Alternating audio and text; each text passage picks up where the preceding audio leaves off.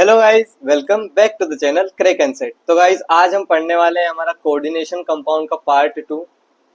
हम पढ़ने वाले हैं हमारा कोऑर्डिनेशन कंपाउंड चैप्टर का पार्ट 2। पिछली क्लास में हमने पार्ट 1 कवर किया था, उसमें हमने बहुत सारी चीजें सीखी थी, वर्नर थ्योरी सीखी थी, कोऑर्डिनेशन जो हमारा कंपाउंड रहता है वो कैसा दिखता है वो सीखा था, उसमें क्या क्या ज्योमेट्रीज वगैरह हो सकती है वो चीजें सीखी थी, उसका ऑक्सीडेशन नंबर निकालना, कोऑर्डिनेशन नंबर निकालना, उसमें जो भी अपन नोमेनक्लेचर वगैरह करते हैं यूपीएससी नेमिंग, वो सारी चीजें हमने पिछले पार्ट में सीखी थी। ठीक है, तो आज हम उसके आगे करने वाले हैं, है ना। ये वाला जो लेक्चर ये कोऑर्डिनेशन कंपाउंड का पार्ट 2 है। ठीक है, तो शुरू करते हैं। My self Shubhraj, student at IIT Kharagpur, pursuing BS in chemistry. ठीक है, आगे बढ़ते हैं।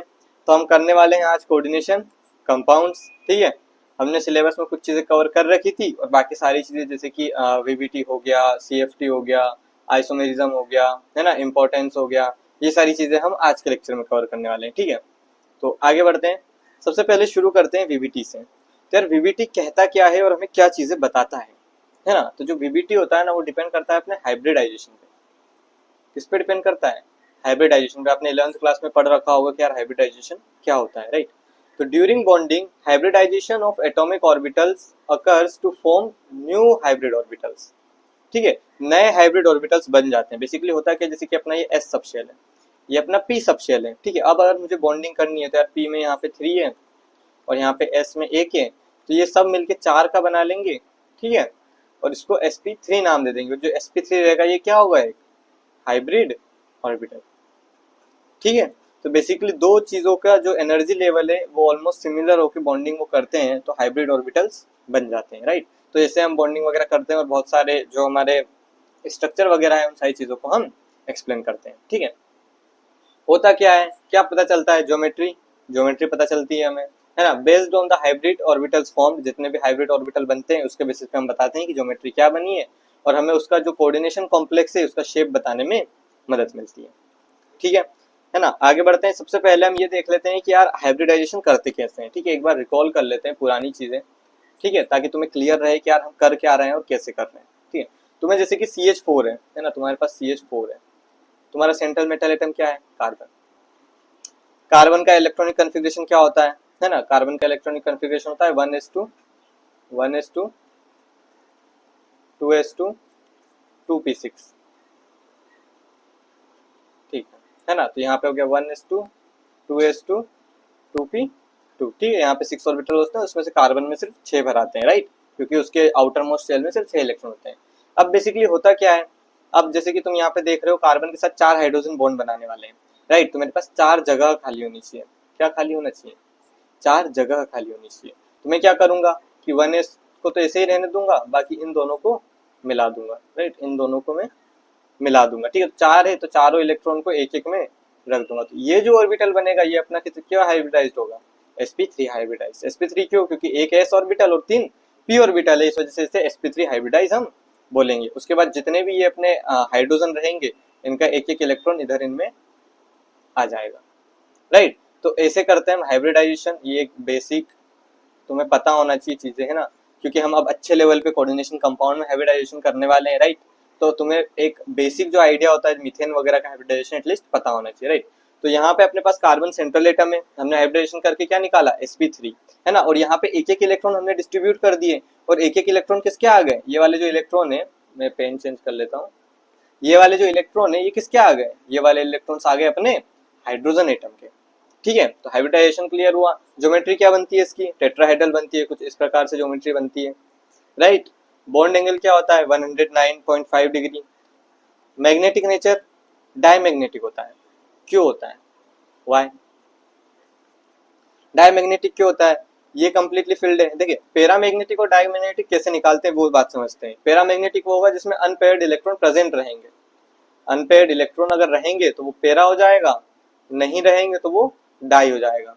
ठीक है, तो डायमैग्नेटिक क्यों है? क्योंकि यार इसमें दो तो ये पेयर्ड है, बाकी ये चारों भी एक एक हाइड्रोजन के एटम से पेयर हो जाएंगे। तो जो मीथेन क्या होगा? मीथेन हो जाएगा अपना डायमैग्नेटिक, राइट। सबसे पहले तो तुम्हें ये क्लियर हुआ कि यार सेंट्रल मेटल एटम से पहले हम सेंट्रल मेटल एटम का इलेक्ट्रॉनिक कन्फिग्रेशन लिखेंगे, उसके बाद हाइब्रिड ऑर्बिटल बनाएंगे, उसके बाद जितने अपने पास है जैसे कि 4 हाइड्रोजन जोड़ने हैं उस अकॉर्डिंग हाइब्रिड ऑर्बिटल बना के उसका हाइब्रिडाइजेशन करेंगे, राइट। तो एक्सप्लेनेशन क्या हो गया कि यार अपने पास 1s2 2s2 2p2 था, 1s2 2sp3 4।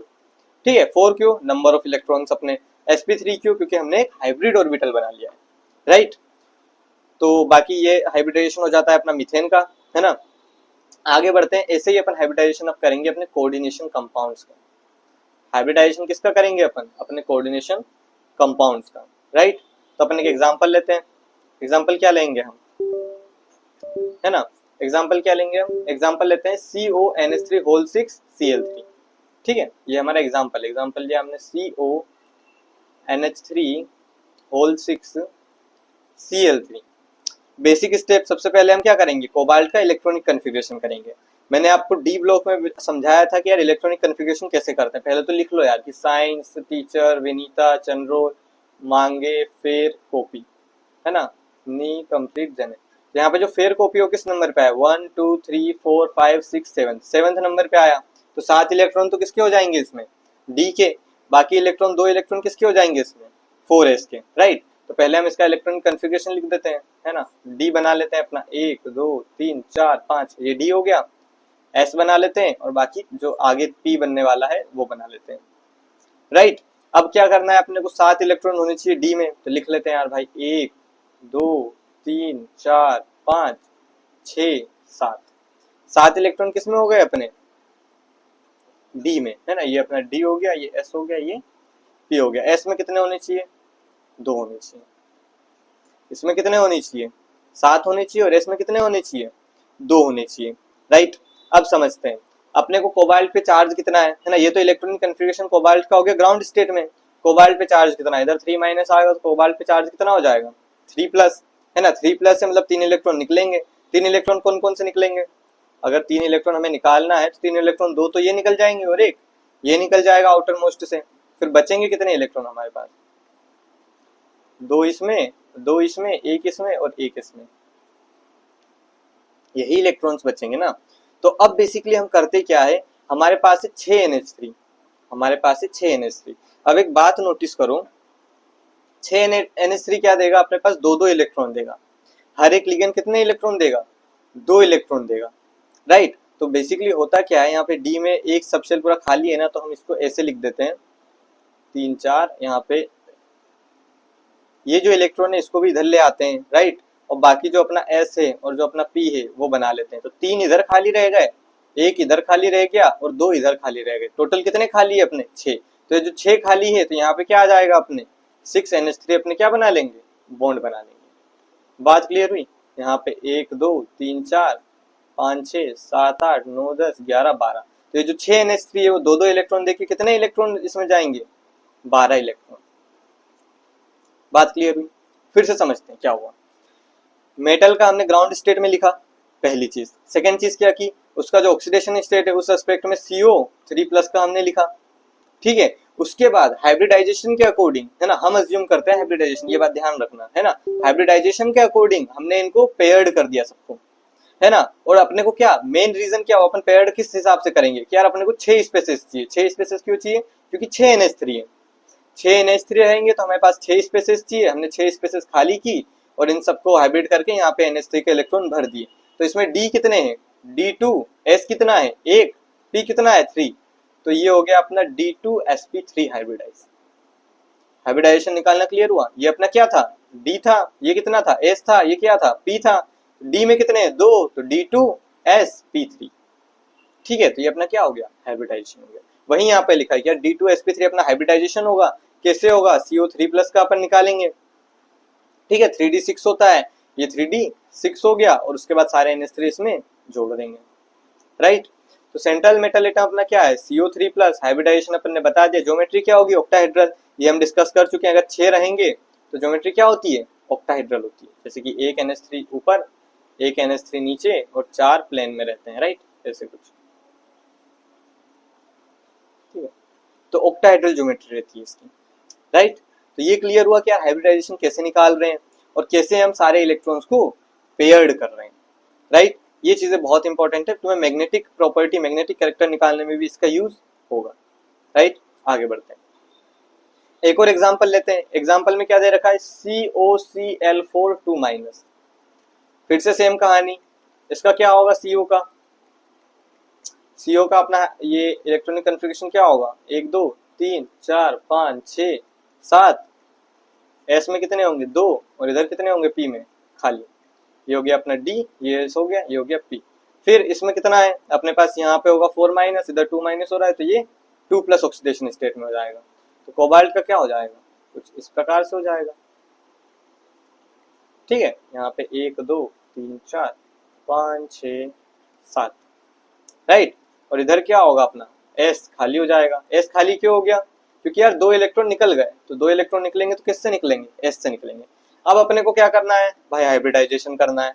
हाइब्रिडाइजेशन कैसे करेंगे, अपने को कितने जगह खाली चाहिए, क्लोरीन कितने हैं, ठीक है, तो क्लोरीन कितने हैं अपने पास, 4 क्लोरीन है, राइट। अपने पास 4 क्लोरीन है। अगर अपने पास 4 क्लोरीन है, अपने पास क्या जगह 4 खाली है, यस। तो चारों क्लोरीन में किस में आ जाएंगे, sp3 में आ जाएंगे। चारों क्लोरीन के इलेक्ट्रॉन किस में आ जाएंगे, sp3 में आ जाएंगे। तो इसका हाइब्रिडाइजेशन क्या हो जाएगा, sp3। ज्योमेट्री क्या हो जाएगी, टेट्राहेड्रल, राइट, है ना। अनपेयर्ड इलेक्ट्रॉन क्या इसमें है, इसमें यहाँ पे 3 अनपेयर्ड इलेक्ट्रॉन है, बाकी ये सारे तो पेयर्ड है, तो 3 इसमें अनपेयर्ड इलेक्ट्रॉन हो गए। तो ये क्या हो जाएगा, पैरामैग्नेटिक हो जाएगा, राइट। चीजें क्लियर हुई। एक और एग्जांपल लेते हैं इसी से। हमने लिया यार निकल साइनाइड, ठीक है। हमने एक और एग्जांपल क्या लिया, निकल साइनाइड, राइट। क्या करेंगे इसमें हम, सेम चीज, निकल का क्या होता है अपना, है ना। तो साइंस टीचर विनीता चंद्रोल मांगे फेर कॉपी नी 8 नंबर पे। तो डी में कितने इलेक्ट्रॉन रहेंगे, 8 रहेंगे। तो 1 2 3 4 5 6 7 8, ये तो हो गया डी में। एस में कितने रहेंगे, एज ऑलवेज 2 रहेंगे। पी में कितने रहेंगे, कुछ भी नहीं रहेगा, राइट।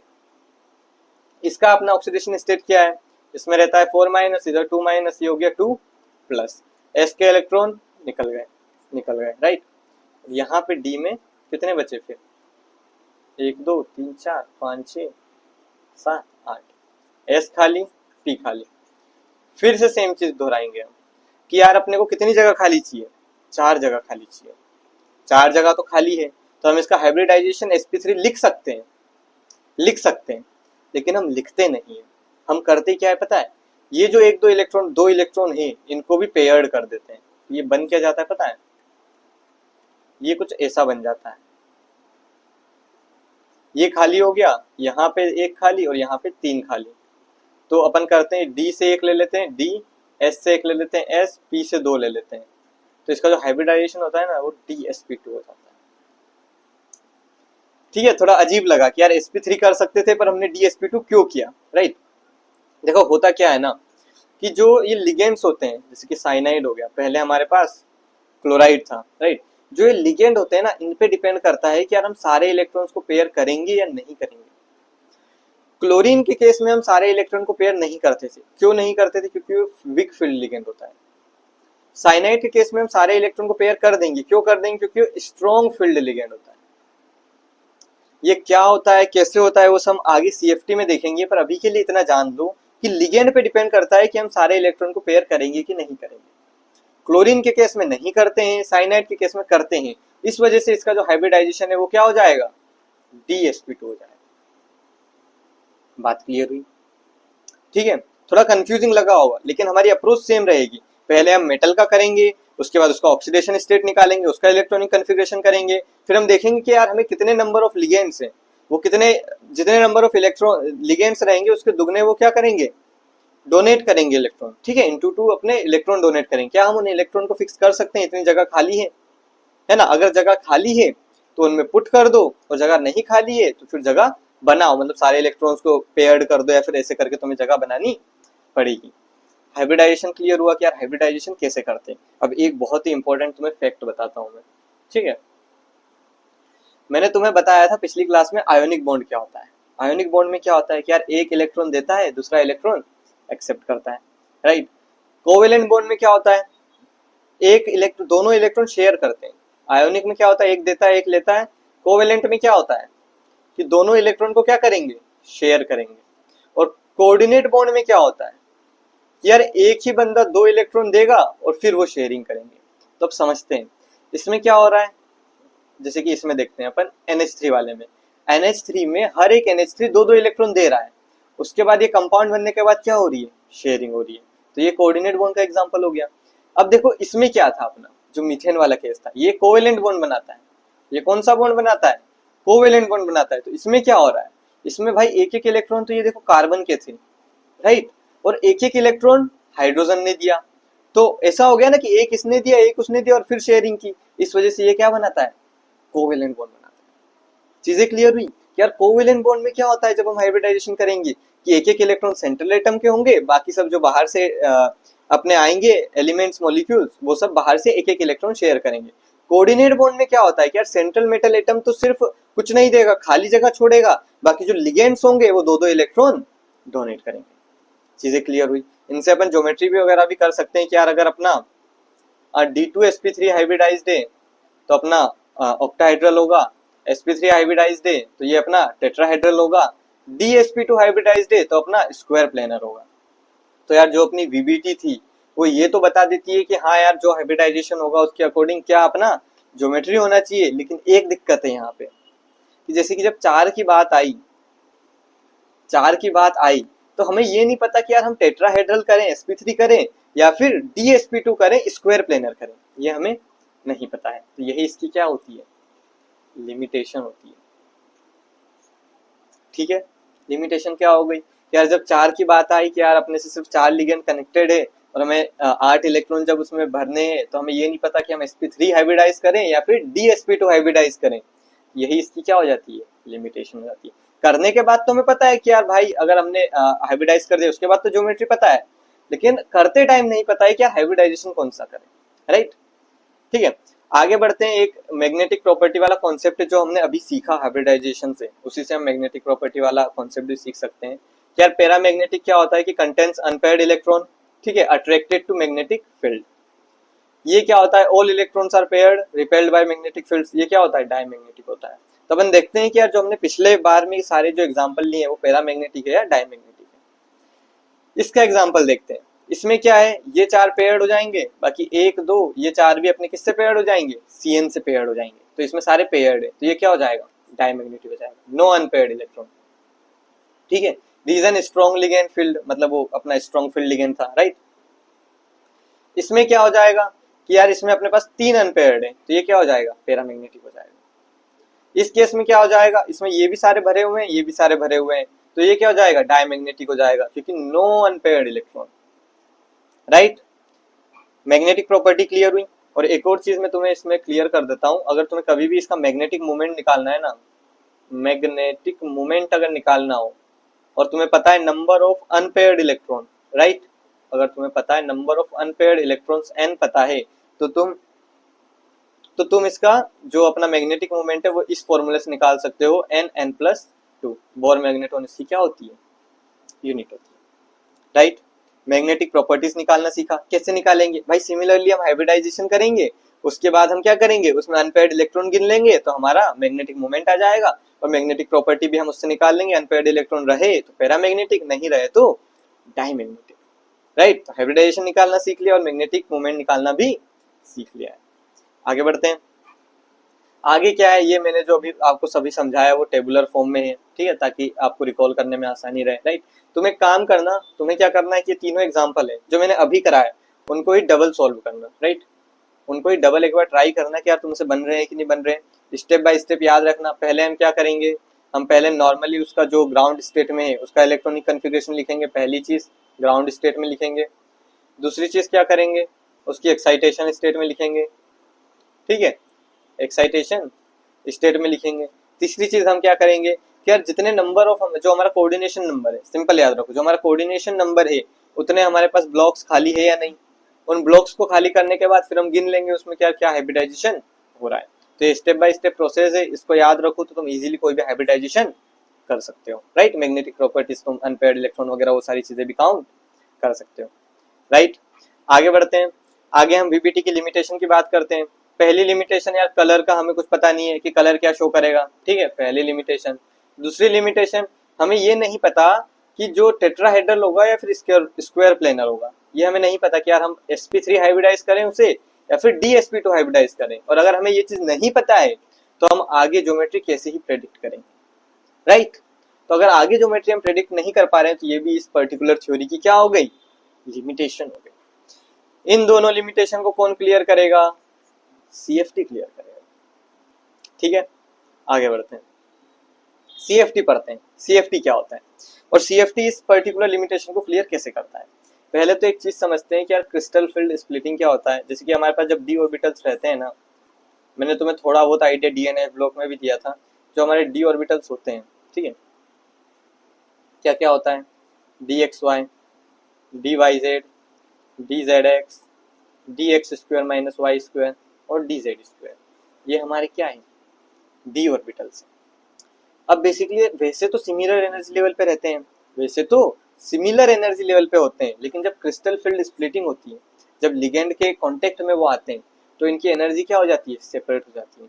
तो कुछ ऑर्बिटल्स नीचे चले जाते हैं लोअर एनर्जी पे, कुछ ऑर्बिटल्स हायर एनर्जी पे चले जाते हैं। तो ये d x y, d y z, d z x मान लो कि लोअर पे चले गए, d x square minus y square और डी जेड स्क्वायर किस पे चले गए? हायर पे चले गए। राइट, ये बात क्लियर हुई कि यार बेसिकली होता क्या है कि जब लिगेंड के कांटेक्ट में अपना मेटल आता है तो उसका डी जो ऑर्बिटल्स होते हैं वो सारे सेम एनर्जी लेवल पे होते हैं, लेकिन लिगेंड के कांटेक्ट में आने की वजह से वो डिफरेंट एनर्जी लेवल पे चले जाते हैं। राइट, ये इतना क्लियर हुआ। और उसी चीज को हम क्या बोलते हैं? Crystal field splitting. ये जो स्प्लिट हो रहा है ना, इसी को हम बोलते हैं क्रिस्टल फील्ड स्प्लिटिंग। यार splitting of degenerate levels due to presence of ligands in a definite geometry is termed as crystal field splitting. Right, अब हर एक ज्योमेट्री में कैसे क्रिस्टल फील्ड स्प्लिट करता है वो सारी चीजें हम डिस्कस करेंगे। तो यार ऑक्टाहेड्रल में कैसे स्प्लिट करता है? ये हमारे 5 डी के थे, ठीक है, d x y, d y z, d z x, है ना, मैं चेंज कर लेता हूँ यार कलर, डी जेड एक्स, ये दिखेगा नहीं, ठीक है, d x square minus y square और डी जेड स्क्वायर, ये थे। तो जो अपना ऑक्टाहेड्रल होता है उसमें क्या होता है कि d x square minus y square ऊपर चला जाता है और डी जेड स्क्वायर ऊपर चला जाता है, और नीचे अपने d x y, d y z और डी जेड एक्स बच जाते हैं। ठीक है, और इनके बीच का जो गैप है उसे हम डिनोट करते हैं डेल्टा ओ से। राइट, इनके बीच का जो एनर्जी गैप है उसे हम किससे डिनोट करते हैं? डेल्टा ओ से। अब एक बात नोटिस करो, जितना एनर्जी ऊपर गया होगा उतना ही एनर्जी नीचे जाएगा। ठीक है, तो 2 ऑर्बिटल ऊपर गए हैं, है ना, तो उनकी स्प्लिटिंग कितनी होनी चाहिए? मैं अज्यूम करता हूँ क्या 3/5 डेल्टा ओ इसकी स्प्लिटिंग होगी। तो इसका टोटल कितना हो गया? 6/5 डेल्टा ओ ऊपर गया है ना। इसमें 2/5 डेल्टा ओ अपने 3 ऑर्बिटल है और 2/5 डेल्टा ओ नीचे गया है, तो इसमें कितना नीचे गया है? 6/5 डेल्टा ओ। तो इससे हमें क्या समझ में आता है? क्या जितनी एनर्जी ऊपर गई है उतनी ही एनर्जी नीचे गई है। राइट, तो इनके बीच का स्प्लिटिंग का तुम गैप देख सकते हो कि अगर ये टोटल डेल्टा ओ है तो 3/5 डेल्टा ओ का एनर्जी डिफरेंस ऊपर वाले इसमें रहेगा और 2/5 डेल्टा ओ का डिफरेंस नीचे वाले इसमें रहेगा। ठीक है, बेसिक कैलकुलेशन से तुम ये चीज कैलकुलेट कर सकते हो। राइट, ऑक्टाहेड्रल में समझ में आया कि यार कैसे स्प्लिट होता है कि यार एक्स वाई, वाई जेड और जेड एक्स नीचे चले जाते हैं और x square minus y square और डी जेड स्क्वायर ऊपर चले जाते हैं। ऊपर वाले को क्या बोलते हैं हम? ईजी बोलते हैं, नीचे वाले को क्या बोलते हैं हम? T2G बोलते हैं। ठीक है, इतनी चीजें क्लियर हुई। अगला अपन ज्योमेट्री देखते हैं। अगला है टेट्राहेड्रल। टेट्राहेड्रल में क्या होता है कि यहाँ पे ऑर्बिटल्स तो जो मैंने बताया वो सेम ही रहेंगे। इसमें ये होता है कि d x y, d y z और डी जेड एक्स ऊपर चले जाते हैं और नीचे क्या रहता है अपना? D x square minus y square और डी जेड स्क्वायर। ये ऑर्बिटल्स एनर्जी में नीचे चले जाते हैं और ये ऑर्बिटल्स एनर्जी में ऊपर चले जाते हैं। सिमिलर इनके बीच के डिफरेंस को क्या बोल देंगे हम? डेल्टा टी बोल देंगे, है ना। वही केस, जितना ऊपर जाएगा यहाँ से उतना ही नीचे जाएगा। तो अगर ऊपर 3 ऑर्बिटल गए हैं तो 2/5 डेल्टा टी ऊपर गया है और नीचे 2 गए हैं तो 3/5 डेल्टा टी नीचे गया है। राइट, ये क्लियर हुआ। उसके बाद इसको जो टेट्राहेड्रल के केस में इसको ऊपर वाले को T2 बोलते हैं, नीचे वाले को E बोलते हैं। एक बात नोटिस करना, उसमें जो DX, YZ और ZX को ऑक्टाहेड्रल में हम T2G बोलते थे और ऊपर वाले को EG बोलते थे, लेकिन इसमें बस बोलते हैं T2 और नीचे वाले को E बोलते हैं। ये स्प्लिटिंग क्लियर होना चाहिए। मैं अभी तुम्हें क्या बता रहा हूँ क्रिस्टल फील्ड स्प्लिटिंग में कि यार अलग अलग ज्योमेट्री में स्प्लिटिंग कैसे होती है ना। उसके बाद हम समझेंगे कि यार स्प्लिटिंग हमने कर ली, ठीक है, स्प्लिटिंग हमने कर ली, उसके बाद हम कैसे इलेक्ट्रॉन्स को फिल करेंगे वो आगे समझेंगे। राइट, थर्ड चीज देखते हैं, स्क्वायर प्लेनर में हमारा क्या होता है। स्क्वायर प्लेनर में बेसिकली ये होता है कि यार जो हमारा ऑक्टाहेड्रल में था, है ना, d x square minus y square और डी जेड स्क्वायर और d x y, y z और एक्स जेड, जो हमारा ऑक्टाहेड्रल में था उसी में ये होता है कि ये जो दो ऑर्बिटल होते हैं ये भी स्प्लिट कर जाते हैं, ये भी स्प्लिट कर जाते हैं। तो डी जेड स्क्वायर नीचे आ जाता है ना, d x square minus y square ऊपर चला जाता है, राइट। और यहाँ पे डी एक्स वाई ऊपर चला जाता है और डी वाई जेड और एक्स जेड नीचे आ जाता है। और इस टोटल एनर्जी डिफरेंस को हम क्या बोल देंगे, डेल्टा एस पी। ठीक है, बात क्लियर हुई। तो तीनों ज्योमेट्री के हमने क्रिस्टल फील्ड स्प्लिटिंग देख ली, क्रिस्टल फील्ड स्प्लिटिंग देख ली। अब हम आगे बढ़ते हैं कि यार इलेक्ट्रॉन का पेयर कैसे करेंगे।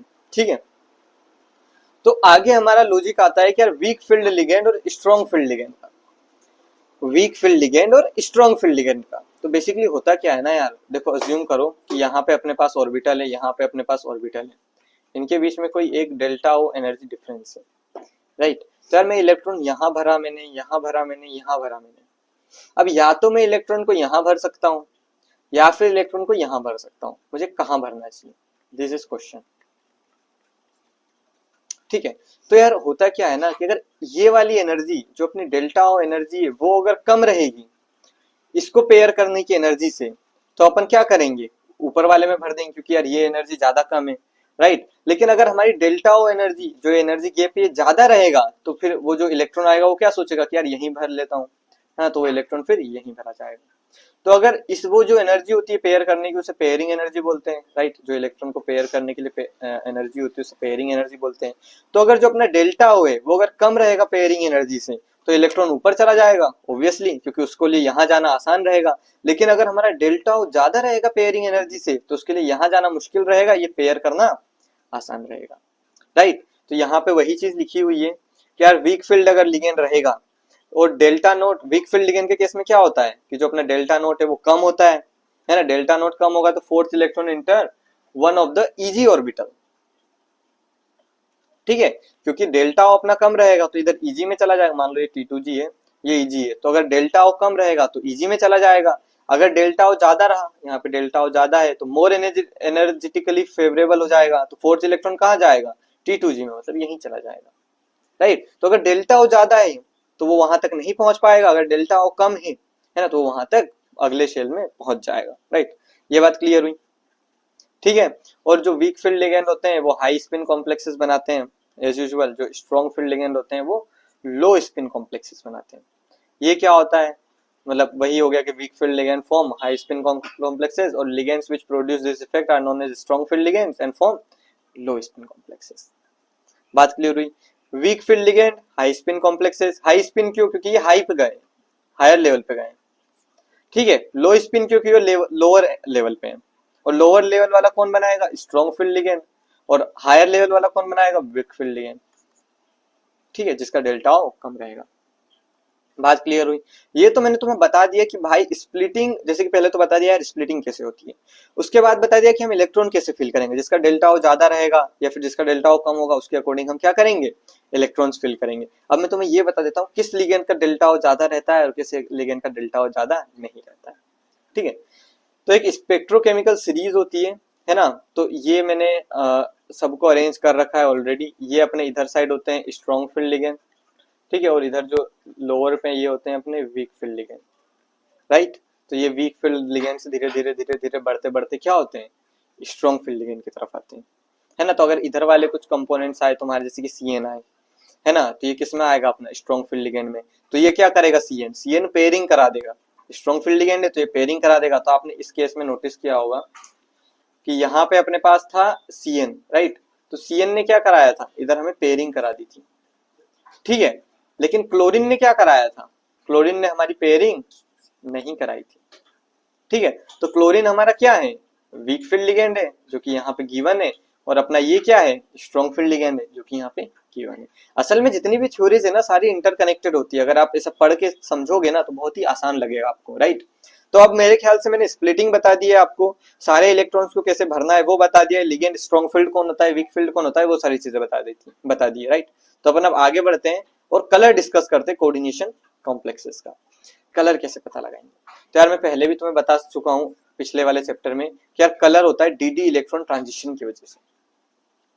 कैसे होता है कि यार देखो यहाँ पे हमारे पास बाई चांस ये तीनों है, बाई चांस मतलब अगर टेट्राहेड्रल है तो अलग रहेगा, और यहाँ पे ये 2 है, ये मैं ऑक्टाहेड्रल का केस ले रहा हूँ, ठीक है।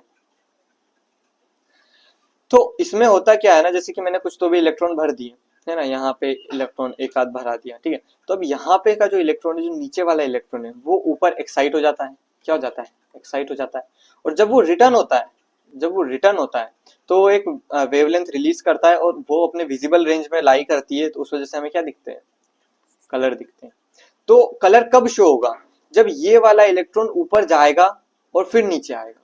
तो एक और बात समझो, कलर तब शो होगा जब नीचे इलेक्ट्रॉन रहेगा और ऊपर एक खाली जगह रहेगी, तभी कलर शो होगा। क्योंकि इलेक्ट्रॉन जाएगा फिर आएगा, तब कलर शो होगा। तो अगर नीचे वाले में अपने पास इलेक्ट्रॉन है और ऊपर वाले में अगर खाली जगह है, तभी क्या होगा? कलर शो होगा। अगर मैं इन सबको भर दूं, बाय चांस मैं इन सबको भर दूं, राइट, तो नीचे तो अपने पास इलेक्ट्रॉन है लेकिन ऊपर खाली जगह नहीं है, तो कलर शो नहीं होगा। बाय चांस ये सारे खाली है, अगर ये सारे खाली है तो ना ऊपर खाली जगह है अपने पास लेकिन नीचे इलेक्ट्रॉन ही नहीं है, तो क्या होगा? कलर शो नहीं होगा। ये बात क्लियर होनी चाहिए, राइट। तो अब ये बात क्लियर हो गई तुम्हें कि यार अपन सीएफटी से करेंगे कलर शो कब होगा कब नहीं होगा। अगर नीचे अपने पास एक भी इलेक्ट्रॉन प्रेजेंट है और ऊपर एक भी खाली जगह प्रेजेंट है, ठीक है, इलेक्ट्रॉन भी प्रेजेंट होना चाहिए और खाली जगह भी होनी चाहिए, तो अपना कलर शो करेगा, है ना। और एक बात और ध्यान रखो, मैंने पिछले चैप्टर में बताया था कि यार जो वेवलेंथ एब्जॉर्ब होती है ना, जो वेवलेंथ एब्जॉर्ब होती है उसका कॉम्प्लीमेंट्री कलर शो होता है ना। जो वेवलेंथ एब्जॉर्ब होगी उसका कॉम्प्लीमेंट्री कलर हमें दिखेगा, है ना। कॉम्प्लीमेंट्री कलर क्या होते हैं मैं बता देता हूं आपको, है ना। विब ग्योर, है ना, ऐसे कुछ याद रख सकते हो, इंडिगो को नहीं लेते हैं। तो ये जो आज सामने सामने वाले हैं ना, ये हमारे कॉम्प्लीमेंट्री कलर होते हैं। तो ब्लू का ऑरेंज होता है, वायलेट का येलो होता है, ग्रीन का रेड होता है ना, ये एक दूसरे के कॉम्प्लीमेंट्री कलर होते हैं। तो अगर वायलेट कलर की वेवलेंथ उसने एब्जॉर्ब की है तो हमें कलर कौन सा दिखेगा? येलो कलर दिखेगा, राइट। कलर का क्लियर हुआ। तो यार मेरे ख्याल से अभी हमने स्प्लिटिंग देख ली है, इलेक्ट्रॉन भरना सीख लिया है। इलेक्ट्रॉन भर के फिर हम ये भी पता लगा सकते हैं कि यार कलर शो करेगा या फिर कलर शो नहीं करेगा, है ना। तो एक स्टेप बाय स्टेप प्रोसेस है, स्टेप बाय स्टेप हमने वीबीटी को समझा, स्टेप बाय स्टेप हमने सीएफटी को समझा। बात क्लियर हुई? आगे बढ़ते हैं, है ना। सीएफटी की लिमिटेशंस क्या है ये समझ लेते हैं। यार हमने क्या अज्यूम किया था ना, जो एनायनिक लिगेंड्स है जैसे कि क्लोरीन माइनस वगैरह हो गया, जो एनायनिक लिगेंड्स है should exert greater splitting effect, है ना। ये स्ट्रॉन्ग फील्ड लिगेंड होने चाहिए थे लेकिन ये नहीं होते हैं, ये होते हैं वीक फील्ड लिगेंड। तो इस चीज को ये क्रिस्टल फील्ड थ्योरी नहीं समझा पाई, ठीक है। और अगर इस चीज को क्रिस्टल फील्ड थ्योरी नहीं समझा पाई तो यही इसकी क्या हो गई? लिमिटेशन हो गई, राइट। एक और किस चीज को नहीं समझा पाई कि यार कोवेलेंट कैरेक्टर ऑफ बॉन्डिंग को भी ये नहीं एक्सप्लेन कर पाई, है ना। एक चीज तो मैंने तुमने स्प्लिटिंग वाला यही बता दिया कि यार स्पेक्ट्रोकेमिकल सीरीज में जो क्लोरीन वगैरह होते हैं वो वीक फील्ड लिगेंड की कैटेगरी में आते हैं, है ना। लेकिन कायदे से ये होने स्ट्रॉन्ग फील्ड चाहिए, है ना। मतलब इन जनरल अगर हम अजम्पशन लें तो स्ट्रॉन्ग फील्ड होने चाहिए, लेकिन ये होते वीक फील्ड है। तो इस चीज को सीएफटी नहीं समझा पाई, तो सीएफटी का यही क्या हो गया? लिमिटेशन हो गया। बात समझ में आई? वीबीटी क्लियर है, सीएफटी क्लियर है। आगे बढ़ते हैं। आगे हम पढ़ते हैं आइसोमेरिज्म क्या होता है। आगे हम पढ़ते हैं यार कोऑर्डिनेशन कंपाउंड में आइसोमेरिज्म क्या होता है ना। तो समझते हैं। आइसोमेरिज्म होता है दो तरह का, आइसोमेरिज्म होता है दो तरह का, एक स्ट्रक्चरल होता है और एक स्टीरियो आइसोमेरिज्म होता है, ठीक है। तो कोऑर्डिनेशन कंपाउंड में दोनों के अपन कुछ आइसोमेरिज्म के टाइप्स देखते हैं, है ना, और उनको समझते हैं। पहला टाइप क्या हो गया? Linkage isomerism. लिंकेज आइसोमेरिज्म क्या होगा कि यार occurs when a ligand can coordinate through two different donor atoms. Ligand अपना क्या है? लिगेंड अपना है NO2। अब ये NO2 क्या करता है? ये एक बार जैसे कि जब अपना जैसे कि सेंट्रल मेटल एटम है M मान लिया, तो एक बार जो NO2 है वो N से बॉन्ड बना लेगा, ठीक है, ये भी बना सकता है। और एक केस में इसने बाय चांस O से बना लिया, राइट। अज्यूम करते हैं कि एक बार NO2 इससे बना लिया और एक बार ONO से, तो ये दोनों क्या हो गए? एक दूसरे के आइसोमेरिज्म हो गए। आइसोमर क्या होते हैं? आइसोमर्स हो गए, राइट। आइसोमर्स क्या होते हैं? जिनका मॉलिक्यूलर फॉर्मूला जो होता है वो सेम होता है, बस जो स्ट्रक्चर होता है वो थोड़ा बहुत डिफरेंट होता है। तो इनका स्ट्रक्चर डिफरेंट, इनका मॉलिक्यूलर फॉर्मूला सेम है लेकिन स्ट्रक्चर डिफरेंट है। एक में N से बॉन्ड बन रहा है, एक में O से बॉन्ड बन रहा है, तो इसको हम क्या बोलेंगे? इस तरह के आइसोमर्स को हम क्या बोलेंगे? Linkage isomer, right. Linkage isomerism show कर रही है, ठीक है। तो NO2 can bind through N और O, लिंकेज आइसोमेरिज्म क्लियर हुआ। अगला टाइप पढ़ते हैं। अगला टाइप क्या है? Coordination isomerism. कोऑर्डिनेशन आइसोमेरिज्म क्या होता है कि arises when there is an interchange of ligands between the cationic and anionic coordination sphere। समझो बात को, ये अपना एक कोऑर्डिनेशन स्फीयर है, ये अपना एक कोऑर्डिनेशन स्फीयर है ना। तो हमने क्या किया कि जो अपना NH3 इधर था और इधर CN6 था, तो जो कोबाल्ट के साथ हमने CN6 को दे दिया और क्रोमियम के साथ हमने किसको दे दिया, NH3 को दे दिया। तो यार कोबाल्ट के साथ हमने किसको दे दिया, CN6 को दे दिया और इसके साथ किसको दे दिया हमने, क्रोमियम को दे दिया। तो जब ये इंटरचेंज होता है, कैटायनिक और एनायनिक कोऑर्डिनेशन स्फीयर में इंटरचेंज होता है, तो ऐसे आइसोमेरिज्म को क्या बोलते हैं हम, कोऑर्डिनेशन आइसोमेरिज्म। ठीक है, आगे बढ़ते हैं। आगे अपना क्या है, आयोनाइजेशन आइसोमेरिज्म। ये क्या होता है, जैसे कि हमने कोई भी कंपाउंड लिया है ना, इसको कुछ भी सॉल्वेंट में, सॉल्यूशन में हमने डिसॉल्व किया, राइट। तो यार इस केस में क्या होगा, जो अंदर का होगा ये तो नहीं टूटेगा, कोऑर्डिनेशन कंपाउंड का पहले ही लेक्चर में पढ़ा था हमने, जो अंदर का पार्ट होगा कोऑर्डिनेशन स्फीयर के वो तो नहीं टूटेगा, टूटेगा क्या, Br माइनस। तो आयन क्या रिलीज होगा, Br माइनस रिलीज होगा। ठीक है, इस केस में ये अंदर का नहीं टूटेगा, इस केस में सिर्फ ये सल्फेट रिलीज होगा, राइट। तो एक केस में हमारा ब्रोमीन रिलीज हो रहा है, एक केस में सल्फेट रिलीज हो रहा है, एक केस में ब्रोमीन रिलीज हो रहा है, एक केस में सल्फेट रिलीज हो रहा है ना। लेकिन इनका जो मोलिकुलर फॉर्मूला है ना, जो हमारा मोलिकुलर फॉर्मूला है वो सेम है, लेकिन आयंस डिफरेंट रिलीज हो रहे हैं। अगर आयंस डिफरेंट रिलीज हो रहे हैं तो इस तरह के आइसोमेरिज्म को हम क्या बोलते हैं, आयोनाइजेशन आइसोमेरिज्म, राइट। तो occurs when different ions are produced in solution although the composition is the same, right. तो the first complex gives Br minus, the second complex gives SO4 2 minus। ठीक है, आगे बढ़ते हैं। आगे अपना आइसोमेरिज्म है हाइड्रेट आइसोमेरिज्म। ये क्या होता है, हाइड्रेट आइसोमेरिज्म मतलब देखो, इसमें देखो तुम, इसमें H2O कितने हैं, एक भी नहीं है। इसमें H2O कितने हैं, एक H2O है। इसमें H2O कितने हैं, दो H2O है ना। तो इनमें एक एक H2O, अब इनका मोलिकुलर फॉर्मूला क्या सेम है, तो ये देखो इधर 6 H2O सारे अंदर थे है ना, और 3 क्लोरीन बाहर थे। इसमें एक क्लोरीन अंदर चला गया, वो H2O बाहर आ गया। इसमें 2 क्लोरीन अंदर चले गए, 2 H2O बाहर आ गए, है ना। तो अगर अपने ये H2O के केस में डिफरेंस होता है, अगर बाई चांस अगर H2O के केस में डिफरेंस होता है, तो इस तरह के आइसोमेरिज्म को हम क्या बोलते हैं, हाइड्रेट आइसोमेरिज्म बोलते हैं। ठीक है, तो arises due to exchange of water molecules inside and outside the coordination sphere. ठीक है, तो इस तरह के आइसोमेरिज्म को क्या बोलते हैं, हाइड्रेट आइसोमेरिज्म बोलते हैं। बात क्लियर हुई। ठीक है, अब आगे हम पढ़ते हैं स्टीरियो आइसोमेरिज्म। स्टीरियो आइसोमेरिज्म क्या होते हैं, स्टीरियो आइसोमेरिज्म में हमारे पास दो टाइप्स होते हैं, एक होता है ज्योमेट्रिकल और एक होता है ऑप्टिकल। Optical, right. ज्योमेट्रिकल में क्या होगा हमें पता है, एक सिस होता है, एक ट्रांस होता है। ज्योमेट्रिक आइसोमेरिज्म यही होता है ना, सिस और ट्रांस, है ना। तो ज्योमेट्रिक आइसोमेरिज्म में किस किस में होता है, स्क्वायर प्लेनर में होगा और ऑक्टाहेड्रल में होगा, है ना। दोनों में कैसे होगा वो समझते हैं। तो यार स्क्वायर प्लेनर क्या होता है, कैसा स्ट्रक्चर होता है, ये अपना मेटल होता है और इसके बाहर कुछ इस प्रकार से ये जुड़े हुए होते हैं, यहाँ पे लिगेंड्स होते हैं, राइट। ये हमारा जुड़ा होता है। तो यार अगर सिमिलर साइज, जैसे कि हम एग्जांपल लेते हैं प्लेटिनम का, बीच में यहाँ पे मेटल की जगह हम मान लेते हैं प्लेटिनम है, राइट। और NH3 दो है हमारे पास और Cl भी दो है। NH3 हमारे पास दो है और Cl भी हमारे पास दो है। तो अगर मैं सिमिलर लिगेंड को एडजेसेंट पे डाल दूंगा, मैं अगर यहाँ पे क्लोरीन डाल दूंगा, यहाँ पे क्लोरीन डाल दूंगा, यहाँ पे NH3 डाल दूंगा, यहाँ पे NH3 डाल दूंगा, अगर मैं ऐसा डाल दूंगा तो ये दोनों सेम साइड हो गए, तो ये क्या हो जाएगा, सिस आइसोमर। ठीक है, अगर मैं ऐसा डाल दूंगा, प्लेटिनम लिया मैंने, क्लोरीन दोनों को अपोजिट डाल दिया, NH3 को इधर डाल दिया, तो ये अपना कौन सा हो जाएगा, ट्रांस आइसोमर। बात क्लियर हुई कि सिस आइसोमर कौन होगा और ट्रांस आइसोमर कौन होगा, है ना। सिमिलरली अपन किस में देख लेते हैं, सिमिलरली अपन देख लेते हैं ऑक्टाहेड्रल कॉम्प्लेक्स में। ऑक्टाहेड्रल कॉम्प्लेक्स कैसा होता है यार, यहाँ पे मेटल होता है, ये भी कुछ इस प्रकार से ही बनता है, राइट। और एक ऊपर रहता है, एक नीचे रहता है, तो यहाँ पे 6 लिगेंड्स होते हैं। ठीक है, यहाँ पे अपने कितने लिगेंड्स होते हैं, 6 लिगेंड्स होते हैं। इस केस में क्या होगा, अपन एग्जांपल लेते हैं। एग्जांपल में अपने को क्या दे रखा है, एग्जांपल में अपने को दे रखा है 4 अपने पास NH3 है और 2 क्लोरीन है। तो अगर जैसे कि NH3 तो 4 है, अगर मैं क्लोरीन क्लोरीन को अपोजिट लिख दूं और 4 NH3 को इधर लिख दूं, तो ये अपना क्या हो जाएगा, ट्रांस हो जाएगा। क्यों, क्योंकि क्लोरीन अपोजिट में। ठीक है, अगर मैं ऐसा करूं कि यार मैं बाई चांस की क्लोरीन को अपोजिट में ना लिखूं, ठीक है, क्लोरीन को अपोजिट में ना लिखूं, क्लोरीन को मैं यहाँ लिख दूं और अपोजिट में किसको, NH3 को लिख दूं, तो ये क्या हो जाएगा, ये सिस हो जाएगा।